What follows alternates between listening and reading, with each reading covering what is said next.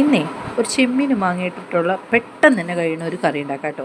ഉച്ചയ്ക്ക് എന്നെ കയറി വന്നിട്ട് ഇച്ചിരി വിശന്നിട്ട് വയ്യ, വേഗം തന്നെ കറി ഉണ്ടാക്കി, ഇച്ചിരി ഉപ്പും പുളി എരിവുള്ള ഒരു കറി കൂട്ടി തിന്നാൻ കൊതിയാണ്, ചാറുള്ളത് വേഗം തന്നെ ഉണ്ടാക്കി തായെന്ന് പറഞ്ഞു കഴിഞ്ഞാൽ ഒന്നും നോക്കണ്ടതാ ഇപ്പം ശരിയാക്കി തരാമെന്ന് പറഞ്ഞത് ഇതങ്ങോട്ട് ഉണ്ടാക്കി കൊടുത്തോ.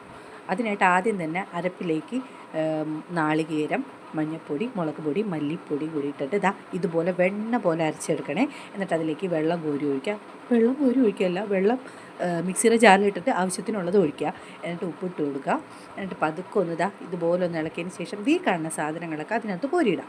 അതായത് ആദ്യം ഞാൻ തക്കാളി ഇട്ടു, അത് കഴിഞ്ഞിട്ട് ഞാൻ മാങ്ങ ഇട്ടു. മാങ്ങയുടെ കളർ കണ്ടിട്ട് നിങ്ങൾ പേടിക്കണ്ട, മാങ്ങയ്ക്ക് നല്ല പുളി ഉണ്ടായിരുന്നു.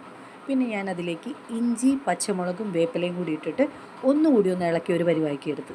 എന്നിട്ട് ഞാൻ ഗ്യാസ് ഓൺ ചെയ്തിട്ട് അതിൻ്റെ മേലെ അത് കയറ്റി വെച്ചു കേട്ടോ. എന്നിട്ട് നന്നായിട്ടൊന്ന് തിളപ്പിച്ചെടുത്തു.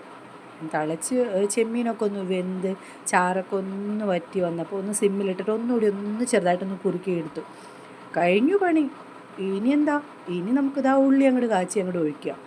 പിന്നെ ഇനി ചോറെടുക്കുക, ചോറിലോട്ട് കറി കോരി ഒഴിക്കുക, ചേട്ടൻ അങ്ങോട്ട് കൊടുക്കുക. ഉപ്പും പുളിയേരുമുള്ള കറി റെഡിയായി.